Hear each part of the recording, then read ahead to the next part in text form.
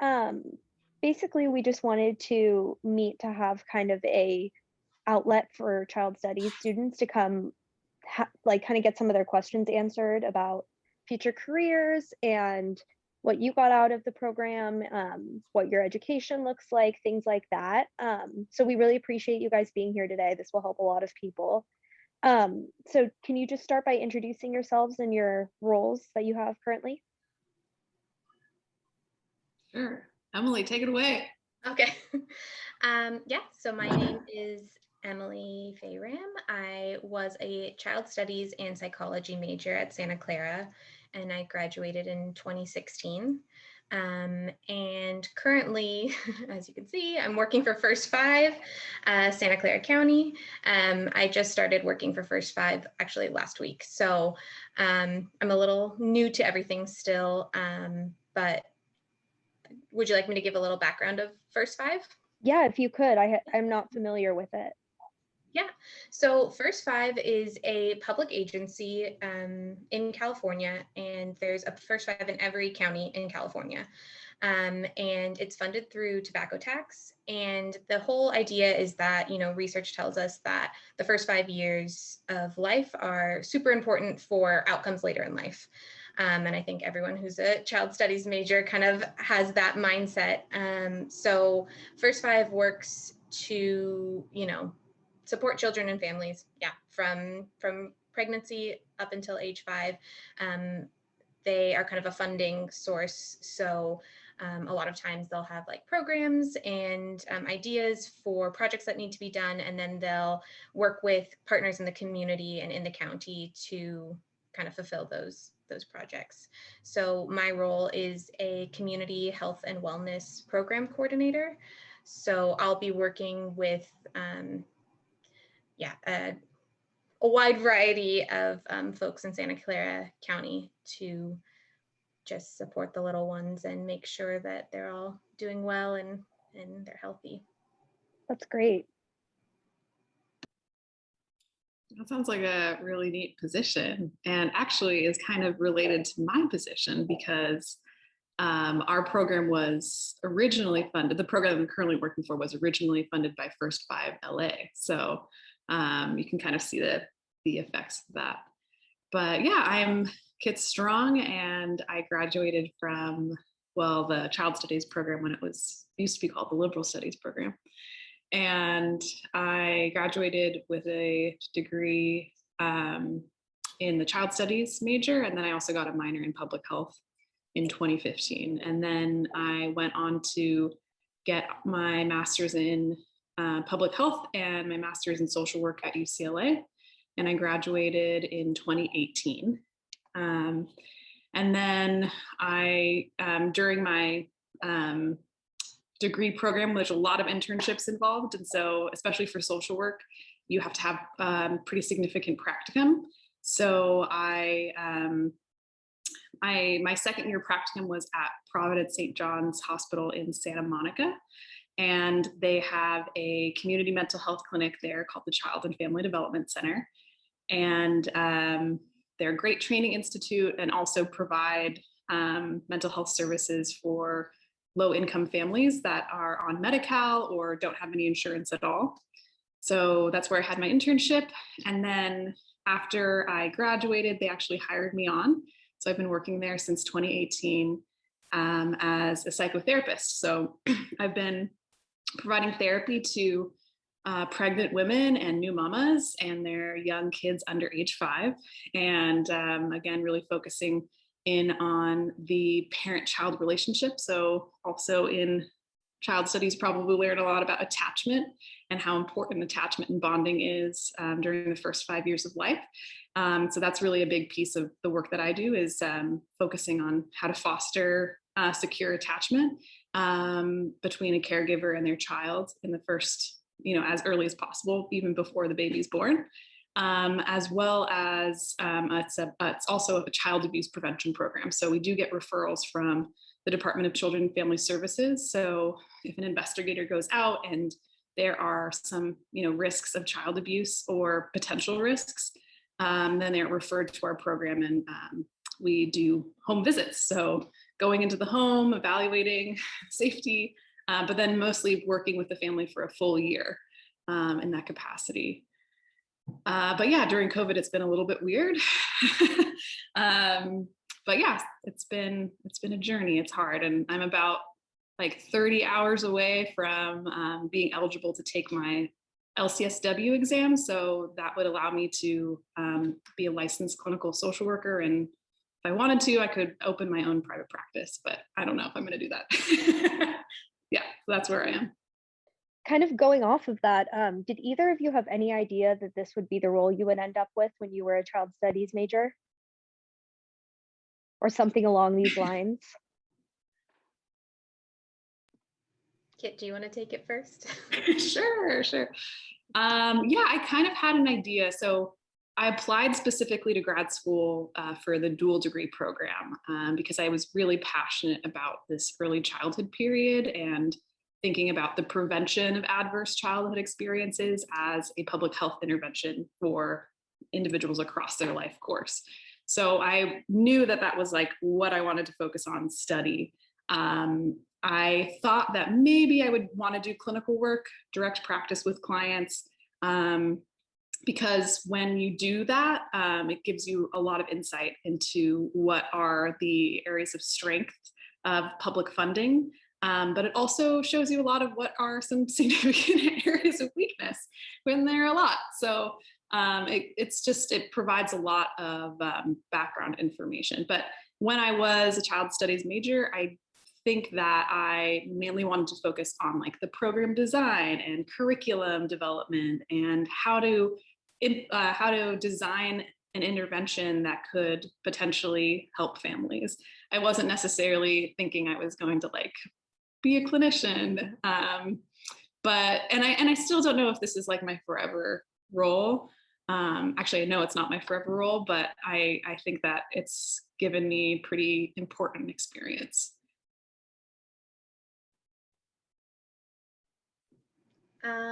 Yeah, I would say not the most linear career path to get to where I am currently. So I guess probably somewhere along the line, if I had known that the position I have now existed, I probably would have been interested in it because I was really broadly interested in kind of community effort to support children and families. But I kind of took some detours and kind of had a lot of ideas about what I would potentially want to do. At one point, when I was also a child studies major, when it was child studies and pre-teaching, all under liberal studies, I thought I wanted to do pre-teaching. So I like jumped over to pre-teaching, and then I realized probably don't want to be a teacher. So I hopped back over to child studies.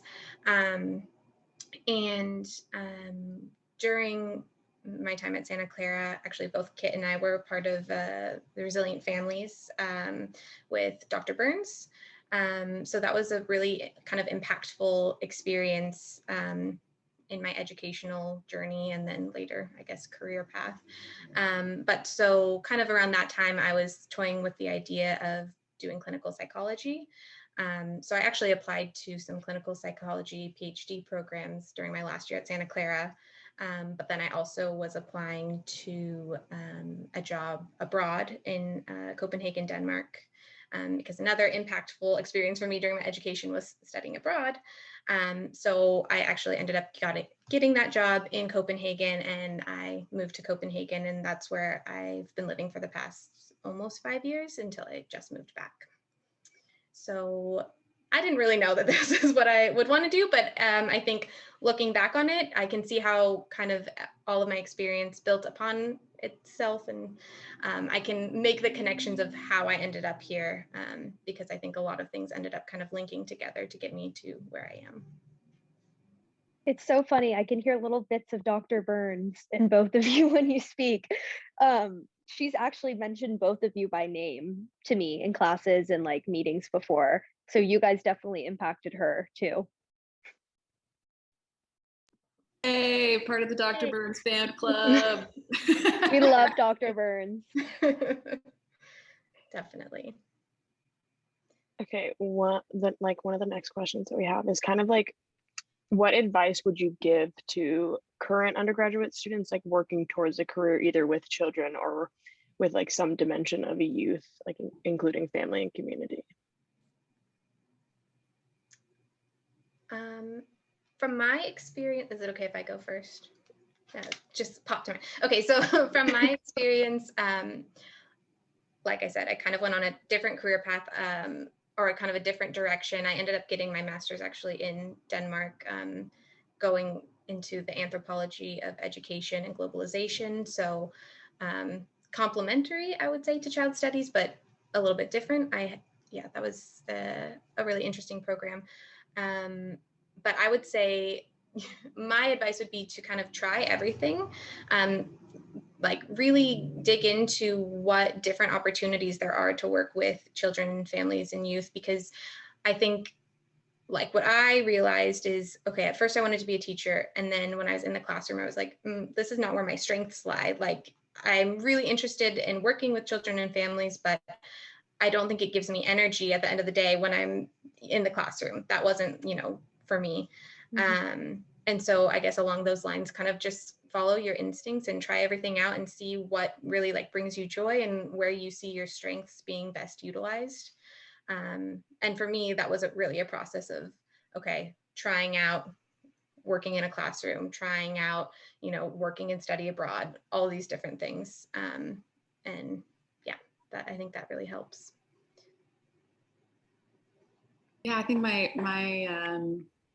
advice would be similar to Emily's in that, the experience of trying something. And I would push that. I would challenge that even more by saying like trying something and sticking with it for longer than you think is comfortable. I think if for anybody who wants to go into the field of social work, it is going to push you outside of your comfort zone, and you are going to be challenged in ways that you've never thought was physically or mentally or emotionally possible.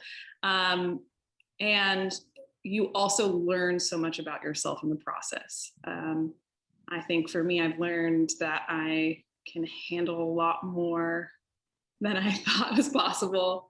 I can be in basically like any situation and I can figure out how to get through it. And I think just the lesson of persistence and not giving up on something, even when you feel like you really want to give up on it. I think that for me has been a really valuable lesson. And I think it's at my current place is like, I don't really know if I want to be a therapist for the rest of my life. I don't know if clinical direct practice is necessarily my strong suit.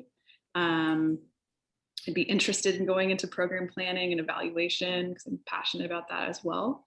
And I wouldn't like trade this direct practice experience for the world because of everything I've learned, not only about how the systems work, but also the challenges that my families face, the very real and valid challenges, and then also the systemic issues that they face and that clinicians face too. And I don't think I would have learned that if I had ran away from it as quickly as I had wanted to during my internship years, stuck with it. So. Yeah, actually kind of going off of that, how big a role does social justice play in your careers? Because I would imagine that you run into a lot of discrepancies with different families who are less advantaged. Yeah, every day. Yeah, absolutely. So I can, think of a lot of examples. So I think, in terms of advocacy, so while I can provide direct mental health services to clients, I also do a lot of advocacy and a lot of some light case management, or sometimes like heavy case management, if that's what is the most pressing issue for the family, right? So let's say that the family is not having their basic needs met, thinking about Maslow's hierarchy of needs, right? Right. They're not going to be able to have a conversation about, oh, tell me about your fears and like your anxieties, and let's really get to the root cause of that issue. It's like, no, the root cause They're is hungry. I'm hungry. I'm living out of my car. My food stamps got cut off. I don't have health insurance, and I'm pregnant. and I don't have anybody who's going to be there with me when I deliver, right? So when that's the issue, you show up to where the client is and you meet them where they're at. And I think that has been a big part of my role. And I have, waited in housing lines with clients, and I've gone to community colleges to sign up for classes. And a great part of our program also is we get to assist with some basic needs. So I bring diapers with me. My trunk is full of diapers and wipes, and I can bring, cribs and pack and plays and strollers if needed for families, right? So I think that's a big piece. And you wouldn't be able to do the psychotherapy if those basic needs weren't met. Yeah, I think that sounds like you're doing really awesome work as you talk more about it. I've never super been in a direct, had direct, contact with families, at least not yet. In my role, it's more from a program perspective, and I started last week. So again, I'm still very new to all of this, but of course, with First Five, the families that we're serving and that we're working with are the families that are on Medi-Cal or, lower income families. And I've been attending a lot of webinars over the past weeks, looking at, what's the role of looking at racialized poverty, which families are living in certain areas. And so just thinking about a lot about equity and how First Five can contribute to a more equitable world through, supporting families that are because of systemic failures, systemic racism, all of this, in the position that they're in, where they're, either they don't have a lot of resources or whatever situations they're in. So I think social justice, plays a big role. And I think I would also add, just as maybe another piece of advice, especially for Santa Clara students, where so many Santa Clara students are in such a privileged position to be getting an education from Santa Clara, and thinking a lot, I think a lot about the fact that I am a white woman who is working in this role. What does that mean when I show up to the table? Thinking a lot about checking my own biases and doing my own education. So I think that all kind of goes into working with children and families. That's an important aspect to consider and to do some work on at a personal level so that we can bring it to the systemic level. Yeah, with working with so many of these heavy issues, how do you guys cope and take care of yourselves? Because I know Dr. Burns has talked about that a lot with us recently, and just about the fact that you won't be able to take care of somebody else if you aren't doing well yourself. So do you have any tips or tricks? Do you meditate? Do you take time off when you need it? How do you maintain a positive attitude when working with so many difficult issues?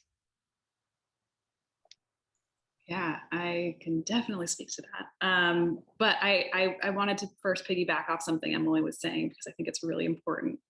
I think that the piece about having being really coming from a really privileged background and going to Santa Clara and having that education definitely has an impact and influences your lens.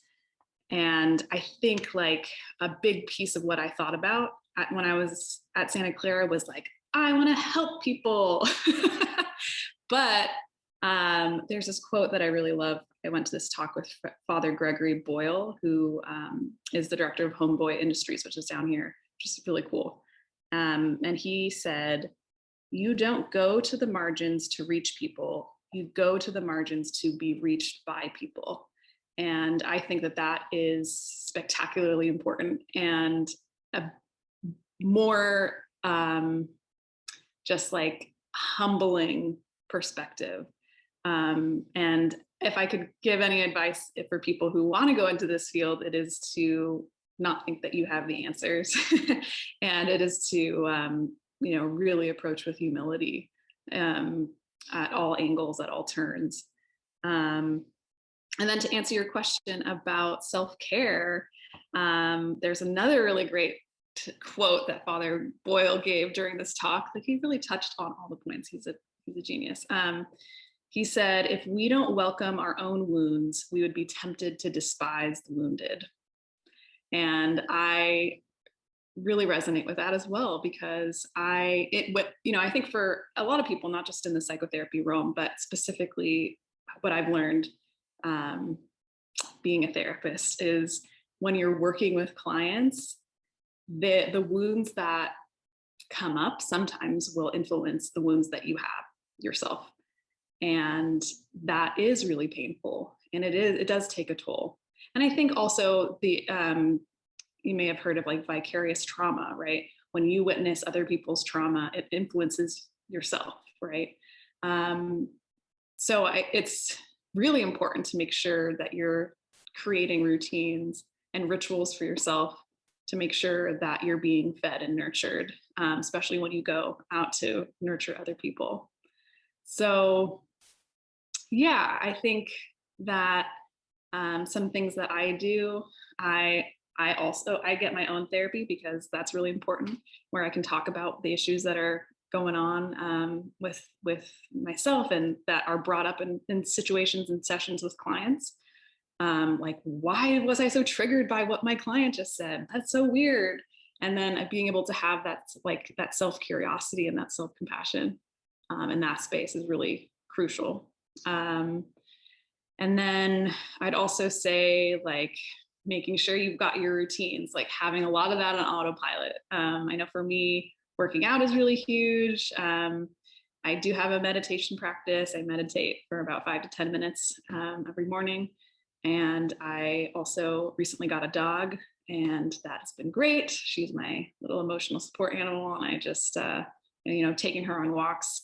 And then, having a really, really robust social support system.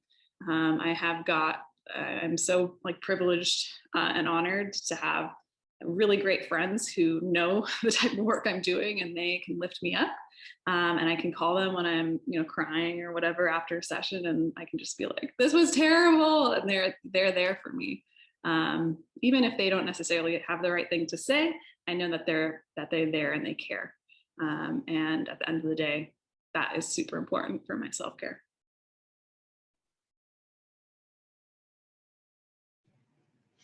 I don't know that there's much more I can add. I think you really covered a lot, Kit, and yeah, I would defer to you on that, because I think I haven't had quite the same experience. Obviously, in any role that you have, and just in being a human, you have to focus on self-compassion, self-care, and filling your own bucket, filling your glass, which is Throwback. Exactly. So yeah, I think you said it all. And kind of tying this all back to like the child studies program specifically, that you can think of, were there any like classes, like child studies specific classes and or programs just on campus that you were part of that have had a lasting impact on you or your career? Psych classes included as well. Yes.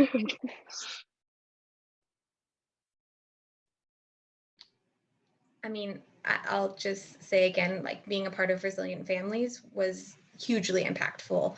And I think that related to so many of the classes that I was taking, that we were taking, both in psychology and in child studies. Mm-hmm. So I think that was a really helpful experience to, one, be able to be like, okay, there's this theory that's happening in this class. Like, I'm looking at the ecological model, the child's in the center, then the parents, and then mm-hmm. to like kind of see that play out, or to think about it in a different way, or to be able to use like your personal experience and think about your classes from a less theoretical lens, or being able to apply the theory. That was really impactful for me. I mean, and I feel like I can think more about moments and about professors more so than like, this class was really great because it was great because of the person teaching it, or because of the conversations that we had. Yeah, I don't know, Kit, if you have any classes. Yeah, I'm like, you asked that question. I'm like, what classes did I take? So if this helps, yeah, it's kind of a deep question. Yeah, if this helps, I'm currently in middle childhood, because I'm also a psychology and child studies double major. I'm in a parenting class. Yeah. I'm in a parenting class, which is really interesting, the psychology of parenting. And what else am I in? Oh, psychological assessment, which isn't the most fun, but I feel like it's going to be a very worthwhile class for the future. But we had like cultural competencies, technology and education. I'm sure that there's new classes that the program has added since you guys have been in the program. Yeah. Yeah, the program's really evolving. It's great.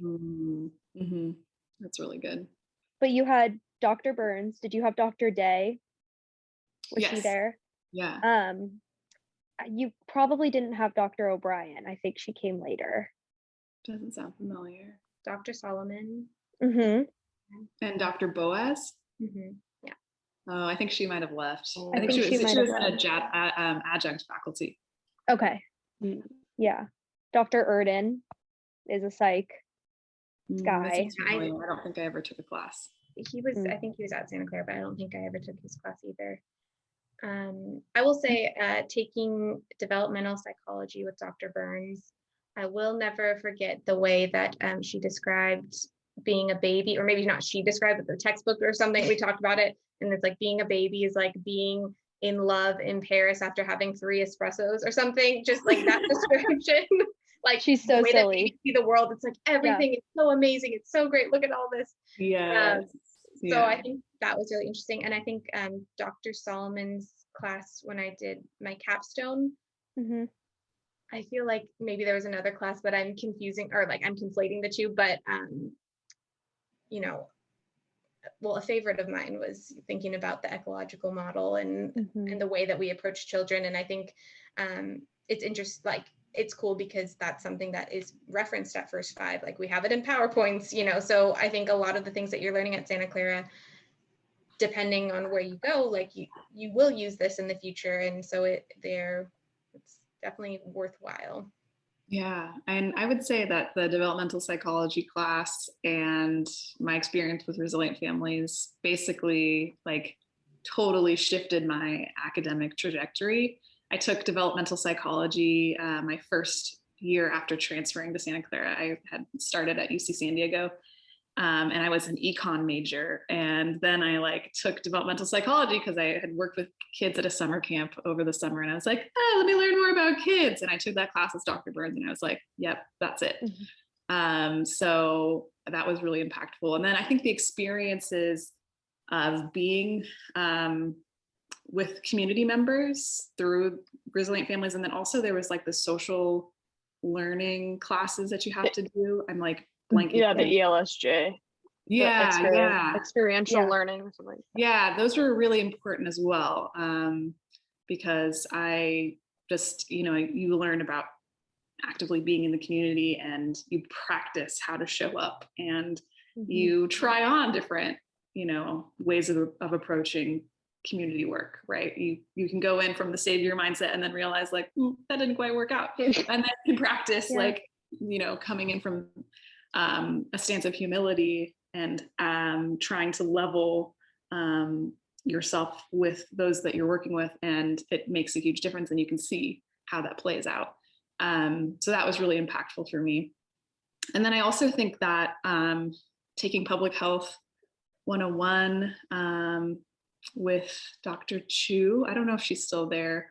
That was a great class. I loved that, like just the intro public health class, because you learn so much about like upstream factors. So this preventative model as opposed to like interventions. So that was pretty, you know, had a big influence on me, and ultimately is what led me to get my MPH as well. And I also took the history of plagues and epidemics class, which was super interesting and like very pertinent to this past year. Yeah, that's actually really interesting. Yeah, yeah, it was really good. And then I think just like extracurricularly, I think that that's really important as well. It's not all academics, right? Totally. I was a part of Supertonic, which is an a cappella group, and I loved it. It was super fun. And that kind of ties into my self-care because I joined a choir down here in Los Angeles, and we haven't really been singing because COVID or like singing in a choir is a super spreader. Yeah. So we've been doing some virtual choir stuff, but that was a big part of my self-care and having those other outside experiences as well. Yeah, and I'll just go off of that talking about things outside of academics. Obviously, academics are super important. It's a great foundation, but like I wouldn't have gotten the job that I got in Denmark had I not been working with resilient families. That's really what gave me, that's what I wrote about in my application. That's what gave me talking points in my interview with them. And I mean, kind of the same thing with when I was doing my master's, I was also working alongside that. And those experiences, like the education is super important, but the work experience or research experience or whatever it may be, where you can kind of talk about some leadership roles that you've taken or just like your ability to coordinate projects, all of these transferable skills. That's a really important piece as well, because like, you can talk about the paper that you wrote for a certain class and that might be really interesting, but that doesn't kind of demonstrate everything that you've got. So yeah, I think it's definitely worth expanding yourself outside of the classroom. Yeah, absolutely. I echo that. Work experience during undergrad is so valuable. You won't regret it. And I don't think, it could be a variety of different experiences too. It doesn't necessarily need to be like, it'd be great if we all had like research jobs. Yeah. But even like, I think my experience as a camp counselor with Camp Galileo during the summers between the academic year, that was really important on my resume applying to graduate school and then for jobs afterwards, because people want to see that you're employable and that you've been able to hold a job in the past, and that you are what's the word I'm looking for, like hardy. I don't know if that makes sense, but when you work any job, like it takes like like some level of what's the word I'm looking for? Strength and executive functioning skills and Conscientiousness. Yes. An ability maybe to work when you're tired. So I think just whatever experiences you can add, whether it's internships or summer jobs, that is so crucial, very important. Emotionally open you have to be, and the results of that, like how being that open does take a toll on you, and it can impact your regular life. In fact, when you're working with a really traumatized client, and you're new, right? When you're a novice in the field, it is very common to experience really high levels of burnout. And unfortunately, like I have experienced burnout myself. And I have also experienced nights where I can't sleep because I'm so anxious thinking about my families. Mm-hmm. And other kind of like somatic experience, heartburn, right? Like these really visceral reactions to what you're experiencing. And that's not meant to scare you, but it's also to be like, this is really what it looks like when in the muck. And usually for clinical psychology or therapy training programs, you will start off in community mental health. So you're not going to be working with clients that have a lot of resources, meaning that their trauma is compounded by the fact that they are, victims of an ineffective system. Right.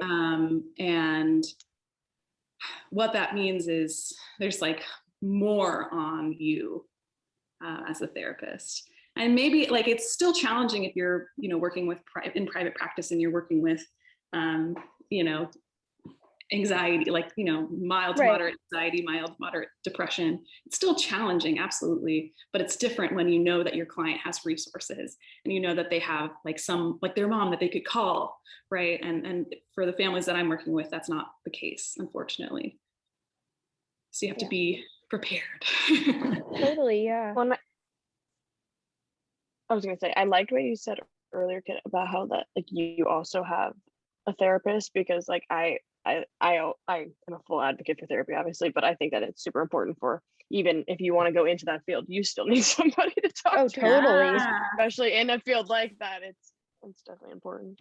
Totally. Yeah, absolutely. I'm really open about that because it's like there's too many people out there that are like not open about it, and that doesn't help with stigma and all that stuff. So yeah, we love therapy in this group. Yes, we do. Yeah. And then I'll also just add on that if there are any of the child studies students watching who are interested in a more like kind of a lens from a more program county level, seeing some of these failing systems and being a part of them and trying to make them not fail so much.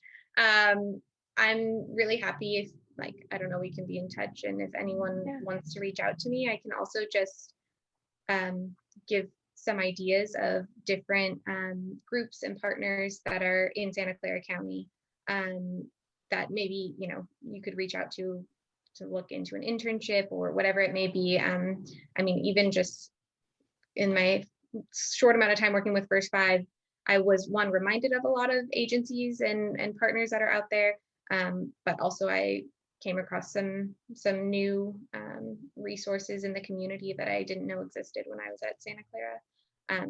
So I would be happy to share that information if there are any students who want to reach out to me.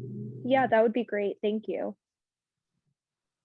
Yeah, to Emily's point, we are, you know, the field of mental health needs innovation, and innovation can come a lot from people who have that more macro level perspective. And there is a lot of exciting things kind of in the field on the horizon. I'm part of like a researchy piloty group, I guess, at my clinic that's looking at the impact of nature on mental health for community mental health clinics. And so that's really cool and exciting. And there's a lot of interest in that. So if people are wanting to research that, know that like there are so many things kind of on the horizon.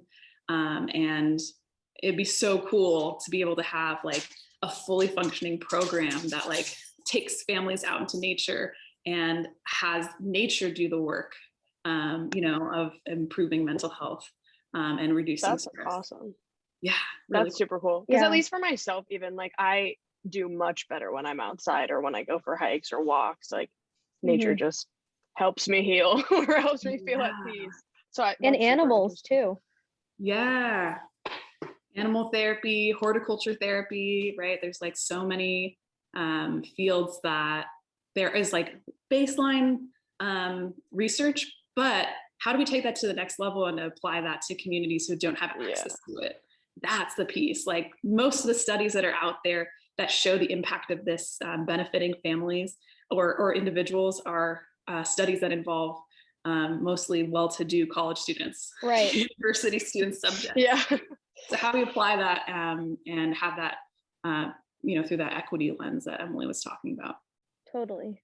Yeah, and how do you get that research in the right setting? And then because so many of the agencies do want research-based, evidence-based programs. So if you don't have, you know, the research in the right setting, what are you going to do? Exactly. Totally. This also brings up Dr. Day's class of, I just remember doing kind of a nature mindfulness walk. Yeah. So. Oh yeah, mindfulness. I love that class. Yeah, we used to sit outside under the trees on the grass. That was so great. I miss in-person classes. Yeah. soon. it's Are you okay. guys going back to campus? Fall is supposed to be Yeah. normal. Yeah, and they're requiring fingers all crossed. students to get vaccinated before fall. So hopefully that will help us be all in person. Yeah. Wow. What a the weird hope. college experience for you all. Totally. I mean, I When I'm actually I was just going to say real quick that I was actually supposed to go abroad to Copenhagen, but that got canceled because of COVID. So it's just been like things have been just like snatched from us, and it's going by so fast. I feel like I blinked and now we have 6 weeks left of the quarter. It really has. This year, I feel like this year went by super fast. I was like, what the heck? We're gonna be seniors? Don't tell me that. Where did my college go? Yeah. I was just a freshman. What? Oh, It's crazy. Totally. But I'm excited for Yeah. us to have our last year be back to normal, you could say. Yeah. Well, thank you so much again for doing this. This was amazing, better than I could have hoped for. Yes, thank you very much. yeah. Feel free to reach out if you have any questions. Emily, can Will I do. stay on with you afterwards really quickly? Yeah, I was gonna say, I haven't talked to you in so long. I would love to chat a little bit. Let me see if I can keep the meeting going and still leave You might just have to make myself. you might Oh, leave you'll meeting. probably just Okay. have to make them you'll probably just have to make them a host, unless is it just a general meeting? It just says was leave just meeting wondering. and then end meeting for all. So I'm going to click leave meeting and hopefully it'll let you guys stay on. Okay. Otherwise, I'll email you, Emily. Yeah, I was just gonna say. Okay, let's say a prayer. Oh, okay, yes, assign a new host. Emily, I'm going to make you the host if that's okay. Yeah, I was gonna say, I think that'd be Okay. It was so nice to meet you guys. Thanks again. Nice to meet you. Take care. Bye.